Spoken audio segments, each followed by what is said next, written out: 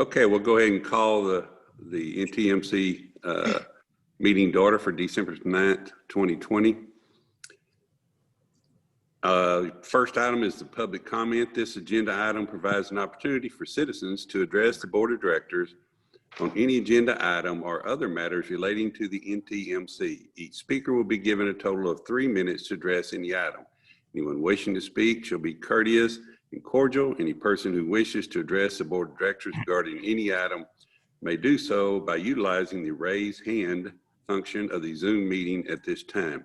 Citizens that are not able to connect to the Zoom meeting must email his or her public comment to bpedron@ntmc.com no later than 3 p.m. on Tuesday, December 8th, 2020 to ensure the comment will be read. The board of directors is not permitted to take action on any subject raised by the speaker during citizen comments. However, the board of directors may have the item placed on a future agenda for action, refer the item to the NTMC officers for further study or action, briefly state existing NTMC policy, or provide a brief statement of factual information in response to the inquiry. I did not see where we received anything. Is there anyone there to speak? Randy, I can't see. I do not see any hands raised. Okay, so seeing that we have no speakers, I don't we'll move have on. no raise your hand feature. Okay, it's when you open the participant log. I'm sorry. Do you have a comment? Yes. Okay. Go ahead, Paul. If you would state your name and so we know who's speaking, please.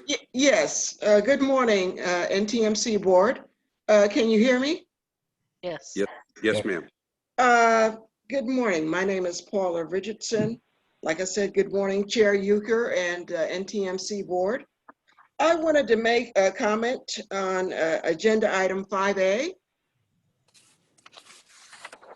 And in particular, the part about opening negotiations with ATU for the contract. I want to talk about the first thing that everybody talks about when you talk about a contract is the wages. I just want to point out that NTMC, a big problem with the company is the turnover in employees, particularly bus operators and staff over at BOM. The problem, I believe, is the wages. Currently, NTMC is paying non-CDL bus operators to start $14.50, and CDL operators start at $16. Now, I've had other people ask around, and I've asked around myself and investigated, and every other property school is starting at $20 per hour. So right there, NTMC is not meeting the market on their wages. That's a big problem. It's a simple problem to fix. DCTA has already budgeted 4% in their budget for 2021 as far as wages, a 4% increase. So if you start at $20 and go up from there, it's simple to figure out. You have like 30 seconds left there. Okay, thank you. So I just want you to keep that in mind, that the big problem again with the company, I believe, is turnover. That's very expensive, and it's easy to solve by just implementing that 4% wage increase you already have budgeted in the DCTA board. Thank you so much. Thank you, Paula. Thank you, Ms. Richardson. We appreciate your interest and we appreciate you stepping forward to speak, ma'am. Thank you. I appreciate you taking the time to listen to me. Absolutely. Thank you. Is there anyone else that is there to speak? I do not see any hands raised. If you are on the phone and you have a public comment, please unmute yourself now and say something.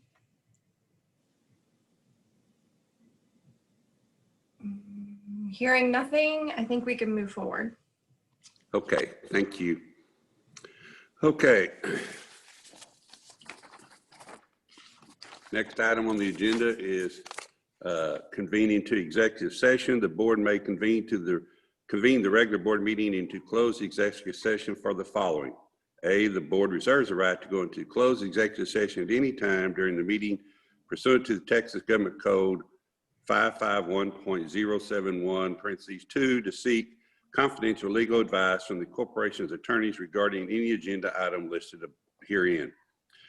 B, pursuant to Texas Government Code Section 551.071, parentheses 2, to consult with the corporation's attorneys regarding the collective bargaining agreement with Amalgamated Transit Union Local 1338, effective April 1, 2018 through March 31st, 2021. With that, we will now go into a closed executive session. If you would kind of explain that. Dean, before we go into closed executive session, this is Joe Gorfita. I believe we do not have anything on item 1A in executive session. Just want to make sure that the board members don't have anything on the regular agenda that they need legal, want to go into executive session for legal advice. It should be just for 1B, just for clarification. Thank you, Counselor. And then also, Brandy, because I am having connectivity issues, the I've got you. 5595 number. Thank you. I've got you in.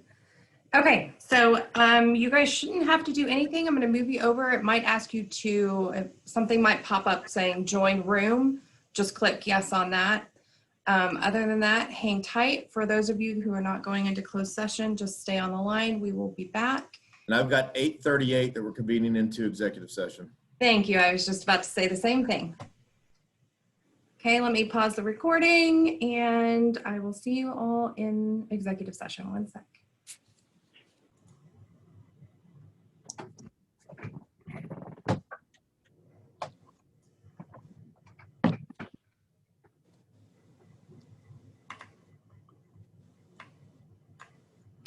Okay, we're recording. Go ahead.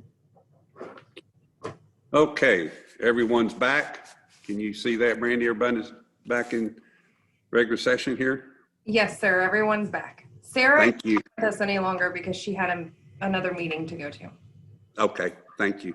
So we will reconvene back into open session. Is there any action necessary? Is there any action to be taken from the closed executive session, board? Hearing none, we'll move forward with the consent agenda. Consent agenda is approval of minutes from November 11th, 2020 special call meeting of the Board of Directors. I'm sure everybody got the minutes that were in the packet, board packet. Does anybody have any questions or comments on that? Entertain a motion. Move approval. Second. We have a motion and a second to approve the minutes. All in favor, say aye. Aye. Opposed, please say no. Hearing none, passes unanimously. Next item is 3B, is approval of minutes from November 11th, 2020 regular board meeting.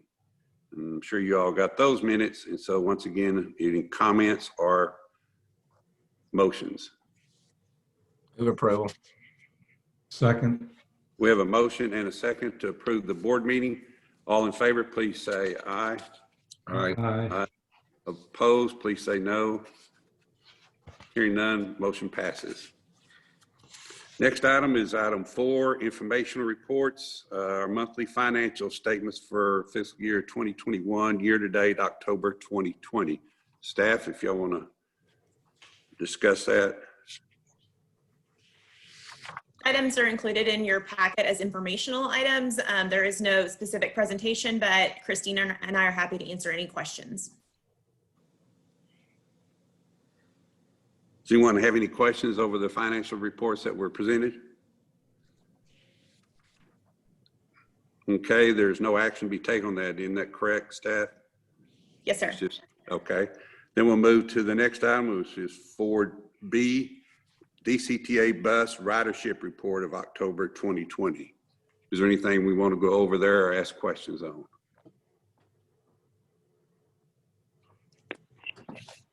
Does staff see anything that you would like to bring to our attention or anything out of the ordinary? No, sir. Any questions? Okay, moving along, we'll go to the regular agenda. Is discuss DCTA priority actions. DCTA staff will brief the board on the following initiatives. I'll read all of these and then staff, you can take over. Service planning, transformation initiative, final results and planning for MAAS on demand for member cities. Trinity Metro partnership options for providing bus operations and maintenance in coordination with NTMC to open the collective bargaining agreement for negotiation. So staff, I'll let you take over with that. Thank you, Chair. There are two items in your packet that I will reference. There is a memo that is a progress report that you can find on pages 17 and 18. And then Exhibit 1 on pages 19 and 20 are the priority actions flow chart that we shared with the DCTA board at last month's meeting, and then we followed up by sending it electronically to the NTMC board. So what I'd like to do is go through Exhibit 1 first, and then I'll kind of reference back to the progress report or the memo on pages 17 and 18 to provide some real-time updates on these activities. So the flow chart you'll find on two various pages. So it's pages 19 and 20. I'm going to go over page 19 and then I'm going to turn it over to Christina to go over page 20. On page 19, this is a flow chart of 3 what we're calling swim lanes. And so these are major priority actions that DCTA is working on. And the 3 items that you'll see on that first page are the service plan, the Trinity Metro partnership exploration, and then the NTMC CBA negotiations. And the reason that we have put those 3 swim lanes or those 3 areas of priority action on this page is because they all play together. So, you know, they're much like a domino effect. If there is a delay in one, it could potentially cause a delay in others and these other projects. So we did send this out via email directly after the meeting, I think maybe the week after the DCTA board meeting. And so I'm going to go over that now. So feel free that if you have any questions, please interrupt me, but then I will, after Christina provides her update on the next page, I will go over that progress report to give you any updated information that we have available today. So as part of the service plan process, at tomorrow's DCTA board meeting, we will be sharing the final Accenture Task Order number 1 Transformation Initiative report. And that is what sums up the first task order that was kind of an analysis and recommendation based on DCTA bus routes in service area. So we are slated tomorrow to present that to the board and ask the board to approve 2 different things from that report. The first would be the approved priority projects. So Accenture has identified about 30 priority projects that need to take place in the next 5 years in order to usher forward transformation for DCTA. And then the second item that we'll be asking the board to consider approval of will be the service standards and service plan. So the service standards are kind of the navigational buoys that we look at for providing service. So if we were to receive a request from a member city that says we need service in this specific location, we would do the planning research necessary and make sure that the research that we were able to gather, the data that we were able to gather kind of falls within those navigational buoys. And if it doesn't, then that's a conversation that needs to be had with the board. And so those parameters are very important because as we talk about the MOS on demand procurement, those kind of guidelines for which we're looking for service will help guide their presentation. So that's what's slated to happen at tomorrow's board meeting. Once we have that board approval, we'll be sending that information over to the 2 MOS providers. And so MOS is mobility as a service. So think of it as an on-demand service. A turnkey on-demand service would be an option. They're also willing to do a hybrid approach or just use their software as a service. So we'll be sending over the final approved items from the board probably on Friday to those 2 MOS providers. Those MOS providers are VIA and Spare Labs in conjunction with Lyft. This is still an active procurement, so we're still required to follow all procurement policies and guidelines as we communicate and work with these 2 providers. So once we send that information, we are hoping to have those proposals in place in time for the board meeting on January 28th. Currently, I do want to bring a note, and we'll be talking to the DCTA board about this as well. Currently, there is a joint NTMC DCTA board meeting on the calendar for January 15th. We were hopeful that we would be able to have some MOS proposals to share with both boards at that meeting. But once we were able to kind of finalize that 15th date, both of the MOS providers needed a bit more time. So we are recommending that that joint board meeting actually be held on January 28th. We are still waiting for feedback from the DCTA board to see if they would still like to have the joint meeting on the 15th and conduct other business, and then have a joint meeting on the 28th as well in order to specifically go over these MOS proposals. And we feel it's important that it's both DCTA and NTMC board because from an NTMC perspective, I think it would be important for you to understand kind of the implications of the service plan that DCTA wants to set forth as that impacts the employees at NTMC. If we have that meeting on the 28th and everything goes according to plan and the board likes the proposals that are put forth and approves them, we would then begin the public involvement process, which is an FTA requirement because we would be significantly modifying service delivery. That process can take anywhere between 60 and 90 days, depending on exactly what we're trying to get public comment on, and then the Title VI analysis that needs to take place. Once we are able to complete the public involvement process, we would then take the overall service plan and all public feedback back to the DCTA board for approval. And so just as a clarification, the board cannot approve a service plan until that public involvement process has been in place and there is public feedback to consider when making that decision. Again, in an ideal world, that would kind of happen in the March-April timeframe.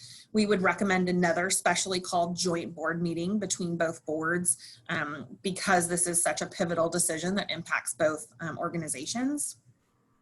And we would anticipate that being in the March-April timeframe. If that goes according to plan, our goal would be that we would like to align these service modifications with our May service changes. So we implement service changes in May in alignment with UNT. So it'd be great if we could kind of do all service changes at once. Again, if the dominoes do not fall in that direction and we need to postpone that service change, we could do that. We could also look at a phased implementation. So I think down the line, you know, we probably need to look at that timing based on what the DCTA board's direction is. At the same time that we're working on this service plan, we are also in discussions with Trinity Metro, exploring partnership opportunities. We discussed at the November DCTA board meeting the intent to sign a letter of intent with Trinity Metro specifically for the exploration of opportunities. The board did approve Raymond to sign that letter. And then on November 16th, the Trinity Metro board also authorized their president to sign that letter. So we do have a duly signed letter of intent for that partnership exploration. There have been a couple meetings that have taken place between the dual signature on the letter of intent and today. One meeting was at a president and board chair level. And then we had a meeting on the 7th of this week that was with kind of president and vice president or COO level discussion where we did talk about some options. Currently, we are looking at the use of an LGC, whether that be NTMC or an LGC through Trinity Metro, potentially a joint LGC. That is currently what we are exploring. We anticipate a bit more information from Trinity Metro potentially next week about what it might look like to to retrofit their LGC for this need. And so once we have a little bit more information about that, we will be able to have a roundtable discussion to kind of talk about all options. And then that's where we will start to explore and uncover kind of all of the detailed aspects of what that might look like. So how does that impact technology? How does that impact staffing levels? How does that impact, the managerial level? So, and kind of talk through like, okay, if we went with this approach, what does that look like? And so I do truly believe that, by the time we get to January's NTMC board meeting, we'll have much more to share on that. Our hope would be that we could align that specially called board meeting on January 28th to be able to provide much more detail about this exploration to both boards, again, because it does impact both DCTA and NTMC. We would then use the next several months, to kind of finalize that agreement and then bring that agreement to the DCTA board for approval. If we could align that with the specially called joint meeting that would be taking place in that March-April timeframe, it would be great to kind of get all joint business completed all within that meeting. So again, our hope is that that timing does align across initiatives. And then ideally, and this is before the information that we received on the 7th, ideally it would be great to have some sort of a partnership launch in May if it aligns with the May service changes. Based on the feedback that we received on the 7th, it looks like an LGC option might take a minimum of 6 months. So perhaps that won't align, but I don't think that that will impact the overall implementation of a partnership if that's the direction that the DCTA board chooses to go. And then the third area is the NTMC CBA negotiations. DCTA recognizes that these priority actions, the service plan and the potential partnership with Trinity Metro, have implications to the NTMC CBA negotiations. And so myself as a liaison for DCTA, I'm working with RJ and plan to keep him extremely up to date. Today we had, Jennifer Sweeney speak to the NTMC board. Our goal would be that we would, collectively go through the CBA and identify our strategy moving forward. Obviously working very closely with RJ, an NTMC's labor attorney. And then we will continue to provide briefing updates to both boards. My guess is that if we are able to have a joint board meeting on the 28th of January, that we would have some additional updates that we could provide that would be much more material at that point. And then we would just continue to brief both boards moving forward.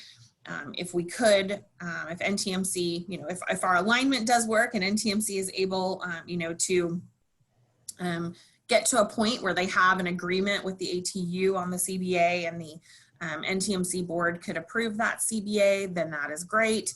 Kind of in that, March-April timeframe. But again, that is really pending on negotiations and kind of the process flow that NTMC chooses as they look at the negotiation process. So all of these three initiatives really play off of one another. And like I said before, if there is kind of a tip of the scale on one item, it will naturally impact kind of these other items. And so I'm kind of overseeing these three areas to make sure that at least that they're moving forward well, and that we don't hit any major hurdles along the way.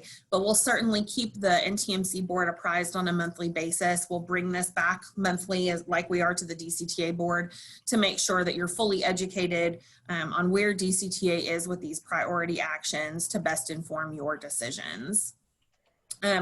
With that, I'm happy to answer any questions on these three areas, and then we can switch over to Christina, who can talk about the fourth swim lane, which is the DCTA and DART joint operating plan. Does anyone have any questions or comments on this? The one that I have is you've got the Trinity Metro partnership, or them or any other entity. If that was to change over, would that also include the MOS program? Based on our initial discussions, no. Based on our initial discussions, it would only be fixed route that would and access service, which is our paratransit on-demand service that would transition to whatever this joint approach would be. So any on-demand, like turnkey on-demand or contract city on-demand service where we're fully leveraging a turnkey transit network company, DCTA would maintain the operation and activity as we do today. But again, those would not be NTMC operators. Those would be operators employed by the TNC. Okay, so in that case, then NTMC board wouldn't have any direction over that. That would be direction by DCTA board, correct? Correct. Okay, thank you. Mm-hmm. So Christina, with that, I'll turn it over to you, and then I will close out by just kind of giving a little bit of an update on a few other items. Okay, great. And I do want to clarify for the board that in May, because of a DCTA reduction in force, that is when Nicole assumed the responsibility of overseeing bus operations and mobility services. Then at that same time, that's when I assumed the responsibility of overseeing rail operations. So this fourth swim lane is really regarding rail. Clearly the rail side does not impact NTMC, but since we are providing a DCTA update, I do just want to give you a very brief overview of the other discussions that DCTA is having, because I think it's important for you to understand all of the moving parts that are occurring within DCTA. It's not just on the bus side, but it's also on the rail side. So similarly to DCTA exploring options with Trinity Metro, we are exploring options with DART on the rail side. This potential partnership could allow us to join forces and really construct a joint regional rail operations facility. DCTA has an existing rail facility in Louisville with adequate land to expand that facility and make it a regional joint operating facility for DART's Silver Line as well as the A train. So that's really kind of the first phase of this partnership exploration. The second phase of this partnership with DART will be looking at, much like DCTA with Trinity Metro, is there an opportunity for DART and DCTA to partner on rail service operations and have joint operations? Still a lot to explore. This conversation is very new. We are currently still in the first step and working to execute a letter of intent between the agencies, and we anticipate hopefully doing that either this week or next week.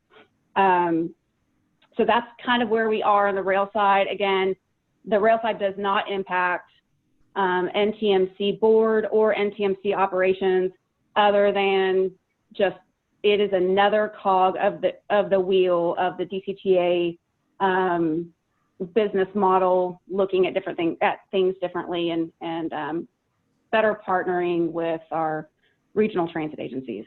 And with that, I'd be happy to answer any additional questions that anyone might have. If there are no questions, just to kind of recap on our progress report. So in regard to the service plan, tomorrow the DCTA board will close out task order number 1 with Accenture.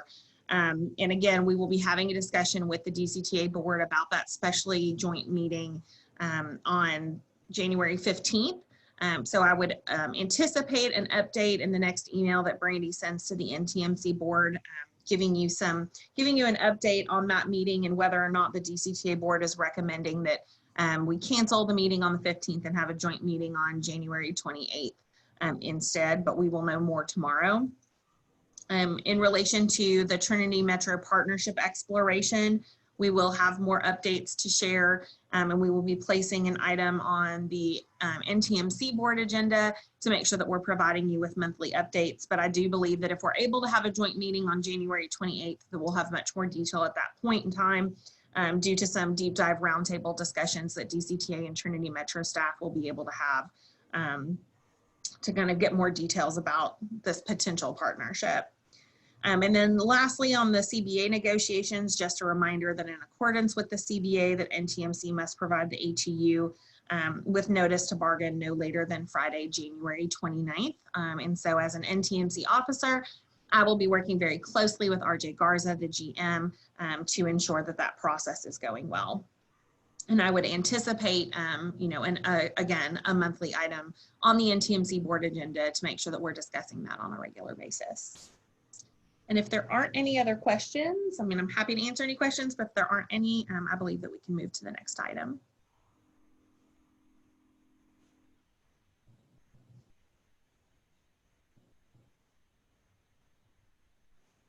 I'm sorry, I couldn't get myself unmuted. Now, does anyone have any questions? Okay, hearing none, we'll move to item 5B is General Manager Report, Hendrickson Transportation Group. Mr. Garza, if you go ahead and give your report, please, sir. Good morning, thank you. And I'll try to make it brief. I usually start with the recognition or special recognition, but I will probably have a special recognition next month at our next board meeting. But I do want to recognize our staff here in the offices, and also the operators for a smooth. Last month we had 2 run bids that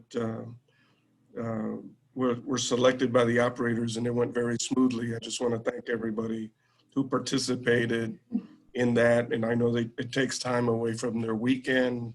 It's these bid assignments selections are done on Sundays, so I do appreciate the work that they do, and they did an outstanding job, and it went very well. And so I just wanted to thank them.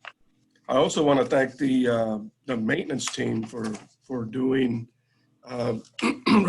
excuse me, right now during the slow period, during this slow period months during the holiday season, the maintenance is tasked with upgrading or making sure that the vehicles are at a good state of repair. And I am focusing and keying in on maintenance and helping them, assisting them in inspecting the units and making sure certain things are checked and double checked, and making sure that they have those vehicles are ready to go as best as possible for the upcoming service in January. So I want to thank the maintenance team for that as well. And then also the service crew are charged with the cleanliness of the buses, and they continue to keep them clean and sanitized and looking very, very good. So I want to thank them as well. We really appreciate their work. Just briefly, next week, we do have 3 new employees that we hired. One is the shop foreman, who all 3 will start on December the 14th with their onboarding, hiring, and training that will be.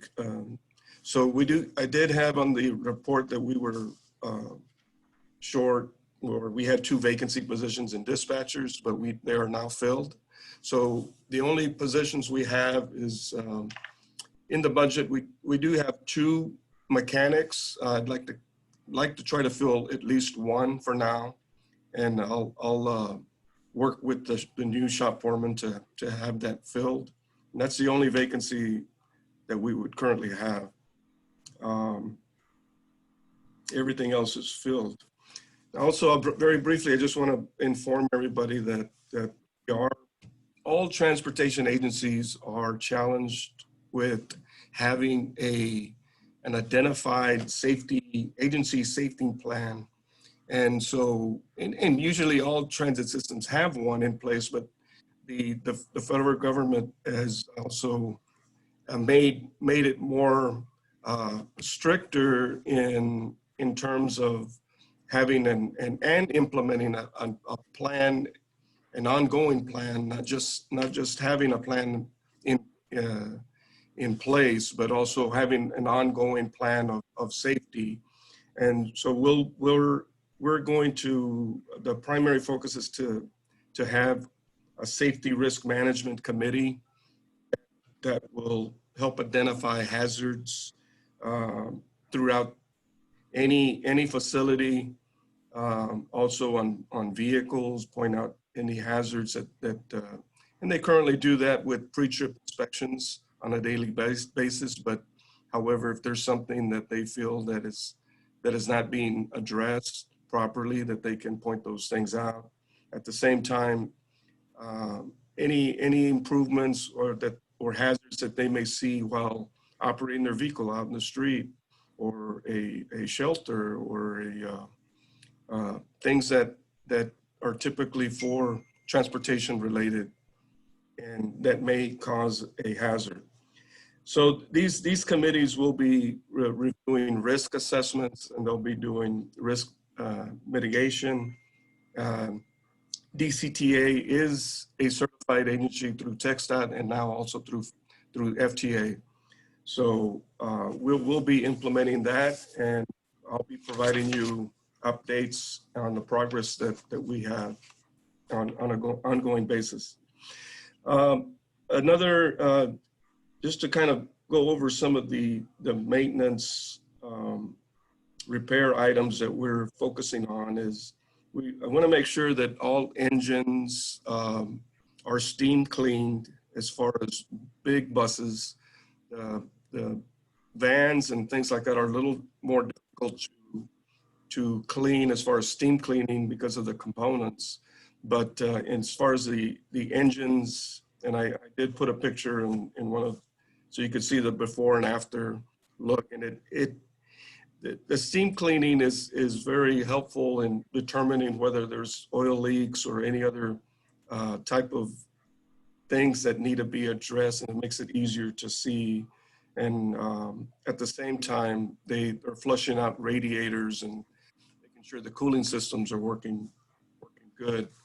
So we are focusing very closely on those things. I'm also taking a look at pre-trip inspections from drivers and making sure that those items that they point out are being addressed. Sometimes things take a little longer because we're waiting on a part, or it's just things that may take a little longer because for whatever reason.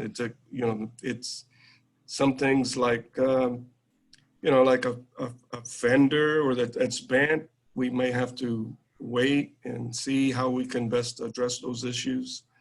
But all the safety aspects and things like that are being addressed on a daily basis.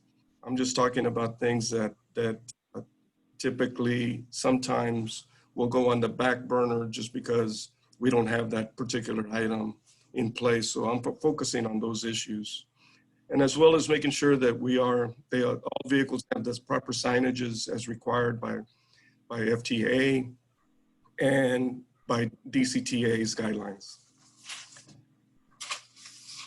And just briefly also, the joint management meetings have gone very well. We have been progressing on a lot of things, on a lot of discussions, primarily like on staffing.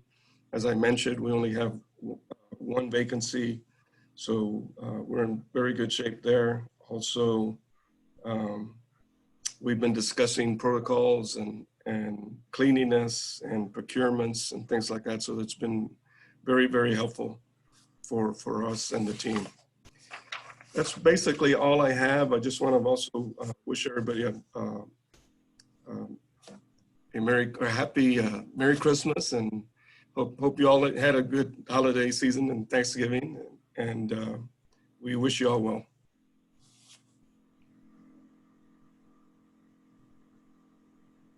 Thank you very much, Mr. Garza. I appreciate it. Does anybody have any questions or anything that they'd like to discuss with Mr. Garza? Yes, Mr. Chairman, this is Raymond Suarez. RJ, first off, thank you for your leadership.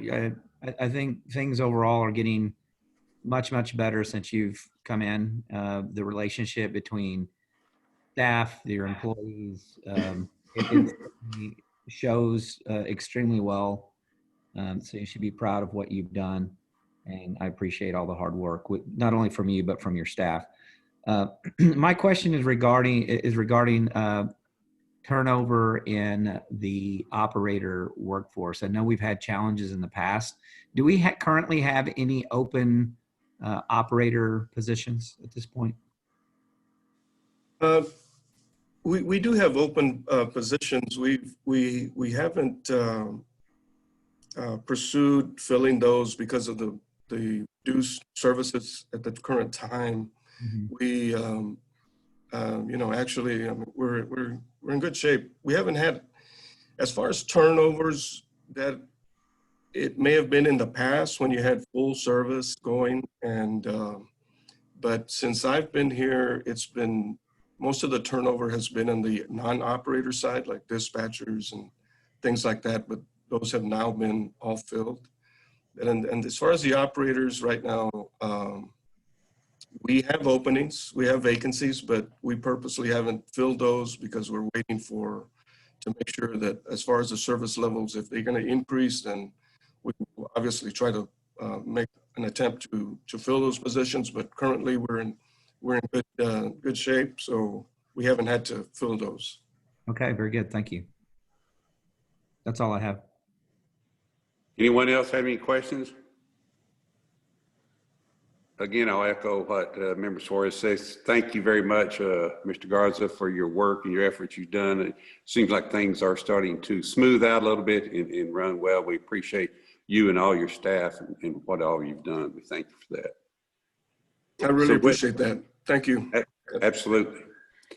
So we'll move to the next item, which is item 5C, is discuss DCT updates. This is a couple items I request to put on there just to get some information. So staff will provide the board with a status update on the following. First, we'll go with the RBOC purchase, and then we'll go with the onboard camera equipment and revenue buses. Staff, if you will, needs just kind of explain what this is, what's going on, and how this affects the operations at NTMC. Absolutely. Thank you, Chair. I will cover the RBOC purchase item, and then I'll actually punt it over to RJ to talk about the onboard camera equipment. So in regard to the RBOC purchase, we at DCTA had included in the FY21 budget the purchase of 23 RBOC Spirit of Independence vehicles, which are a cutaway vehicle. They hold between 10 and 12 passengers, depending on how many wheelchairs are on board. Because of the potential service modification that was on the horizon, the potential of reducing fixed route and moving to more on-demand, DCTA staff that it was not the best to move forward with the entire purchase of the 23 vehicles, but rather to move forward with the purchase of 9 vehicles. And so the request or the item for approval went to the DCTA board in early September to purchase 9 of those 23 vehicles. The board did approve that. The current production schedule is showing that DCTA could potentially take ownership of those vehicles as early as April of 2021. And again, these 9 vehicles and really the entire 23, all the 23 vehicles are simply to replace existing cutaway vehicles that we have that are past their useful life. So as soon as we would take ownership of those vehicles, we would then turn around and auction the cutaway vehicles that were past their useful life. And I'm happy to answer any questions. If I understand that the intent on this, correct me if I'm wrong here, but the intent on this was to, one, enhance the buses, but also main thing was to save us on maintenance and upkeep of the current buses, which is becoming more and more costly because of, like you said, the usefulness, the lifespan of the buses is getting where we're spending a lot of money on upkeep and maintenance of the buses, where the newer buses over a spread out time would end up saving the company money. So we have a bus replacement program, and the last 3 years of that bus replacement program had not been executed for one reason or another. There was a production issue and a cooperative contract agreement issue 1 year, and then obviously we had kind of the service discussion of not knowing what our future service was going to be. And so for the past several years, we have not purchased replacement vehicles, which is why the smaller vehicles, the majority of them are almost some almost and some over 2 years past their useful life. It is less money to operate and to maintain a smaller vehicle, but they do not have the same longevity as a larger vehicle would. Utilizing the smaller vehicle enables DCTA to be a bit more flexible in where we provide service. So for example, a smaller vehicle could go into a Walmart shopping center parking lot, whereas a larger vehicle could not. So it does give us a bit more flexibility. There are some cost efficiencies related with operating the smaller vehicle. So there are kind of many positive attributes from using a cutaway vehicle. Great. Thank you for your explanation of that. Sure. And then I'll hand over the onboard camera equipment to RJ. That is something that has been on our discussion list for quite some time, and I know that he has some updates that he can share.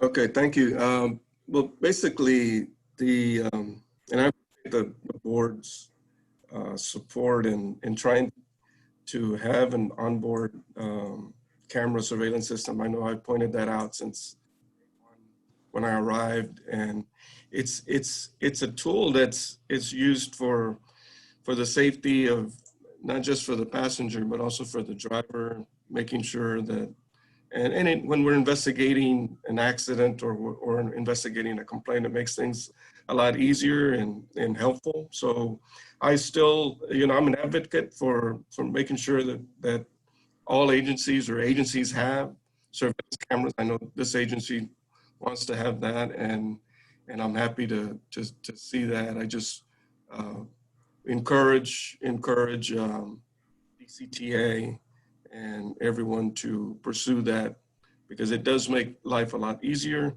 makes things a lot safer. And so, but to get back with our current plan as far as action on trying to, there are some units that have been identified that do have surveillance cameras that are not going to be in use anymore in revenue service. So we will be transferring those surveillance cameras to vehicles that we're currently using. We do have several cameras that do work in other units that we're not using, that we'll be removing and transferring into units that we're back as well. So that's currently the plan. I basically would like to try to have this finalized by the end of January if possible. It does take quite a bit of work initiative to remove and replace and to add. So it is a little work to do, but that's currently the plan. We're not going to be able to obviously have cameras on all the equipment, but we will be able to have on some. And if I could add, in our discussions with RJ and talking about, adding cameras to our fleet, I think that is one of the 30 priority actions that Accenture has identified as something that would be in DCTA's benefit to add cameras to our fleet. But with the unknown of what service might look like, that creates an unknown with what our fleet might look like. And so, RJ and then Troy Rayleigh on the DCTA side have come up with this kind of interim solution to use existing equipment to put cameras on the fleet that we're using the most, just until we know a little bit more about what our service levels and what our fleet size are going to look like. Because based on Accenture's report, and if the DCTA board does approve those priority projects tomorrow, that does include adding cameras to fleet within that 5-year plan. But we would need to know what our fleet size looks like and the size of those vehicles in order to determine the equipment that would be needed for something like that.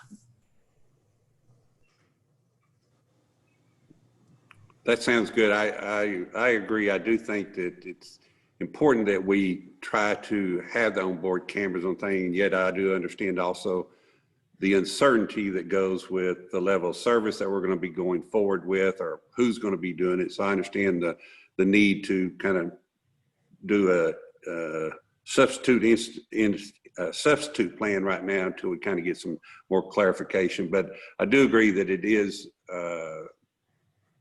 very important that as we move, if we move forward with this, that we do try to put those into the buses for various reasons, which I'm sure you can all understand. Does anybody else have any questions or concerns on that they want to discuss?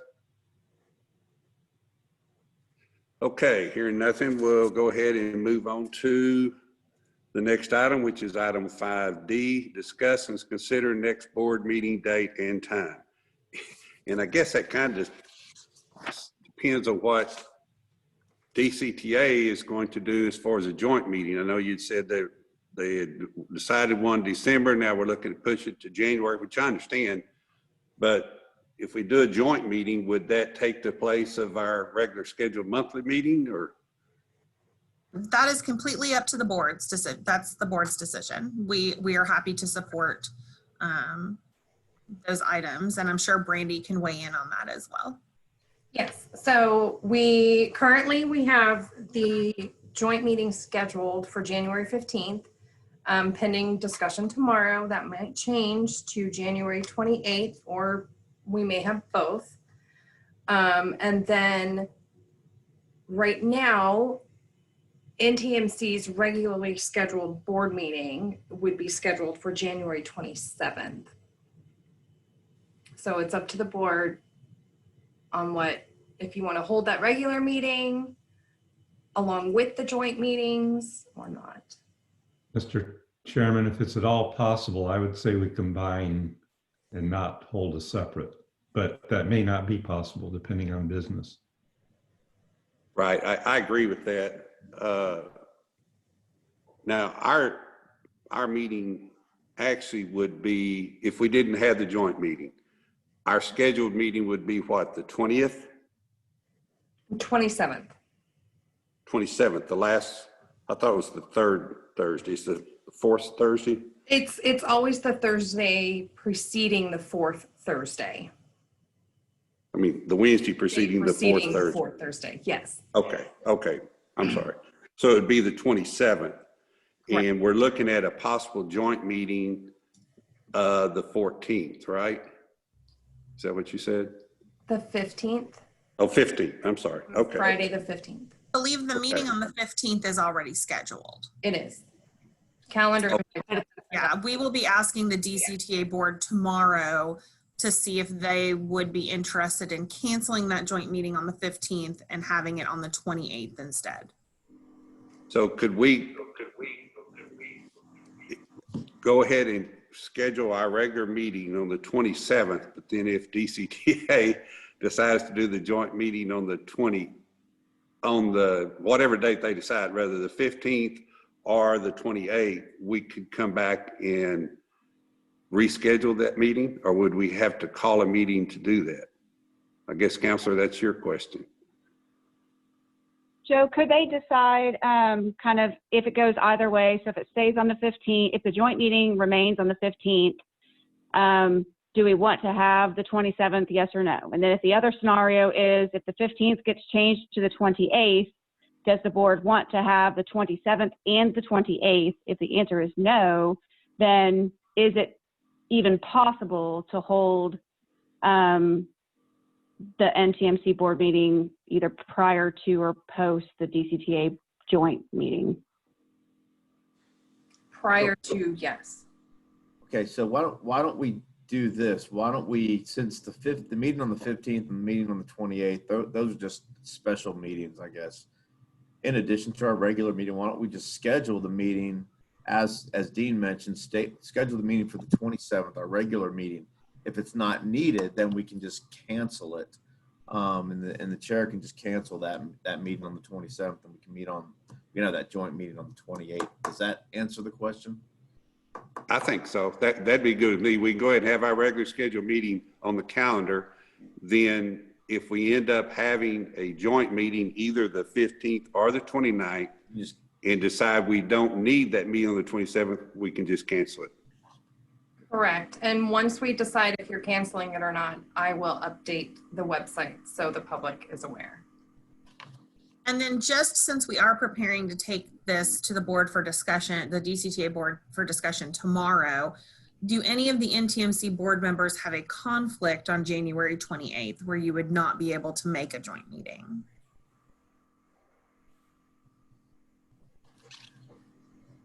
I don't, I'm okay. In fact, that works better for me than the 15th, but I could do either one. I don't have a conflict. I'm okay. Mr. Combs? I have a tentative. I should be able to make the 28th. Yeah, that's fine. Thank you for that quick response. That will help us in our discussion tomorrow to let the DCTA board know that it seems as if the NTMC board members are available. Sounds great. So the board's okay with us going ahead and scheduling our meeting for the 27th, and then depending on if we have a joint meeting on either the 15th or 28th, and we decide we don't need the 27th, we can just cancel it. Is the board okay with that? Yes. Okay. All right, then last item we have is future agenda items. Is there anyone at this point in time that has anything they want to put? I think a lot of it depends on what DCA says, but at this time, does anybody have anything particular they want to put on the next agenda? I will remind you, if something comes up like it did with me on some issues, I was talking with some DCTA people, and if you want to put something on the agenda item, you need to notify Brandy, what is it, minimum of 72 hours prior to? Is that correct? Well, that's what I have to post. So I would prefer, if you're going to add an item that's going to need some information or pulling anything together, I would safely say if you want to add an item, I need to know the Wednesday before our scheduled meeting. Well, that's if it's going to be on that following Wednesday. If we do it one of the special board meetings, joint meetings, how early do you want them to get something? You know, see what I'm saying? Okay, so if we have the joint meeting on the 15th, I would then need information that you want to add to that agenda item by January 6th. Brandy, is it okay to suggest that if someone wants to add something, it's 5 days or 4 days prior to the board meeting? Yeah.7 days. We'd probably say 7 days. 7 days. Well, 7 days yeah. prior. Thank you. Okay, that's good. And if it's an emergency or something else comes up, you can do it, but like she said, we'd like to do it 7 days prior. That sounds good. Thank you. Okay, with that, does anyone else have any other items they want to discuss? With that, I want to thank everyone for a great job that you're doing. Everybody's working through these times. We're slowly but surely getting through them, and I hope everyone is able to enjoy their holiday and their Christmas time together with their family and loved ones, and hope everyone's able to stay safe and well during these holiday seasons. So with that, I'll say Merry Christmas to everyone. God bless, and we will see you at the next meeting. Merry Christmas. Merry Christmas. Merry Christmas. Thank you. Thank you. We are adjourned.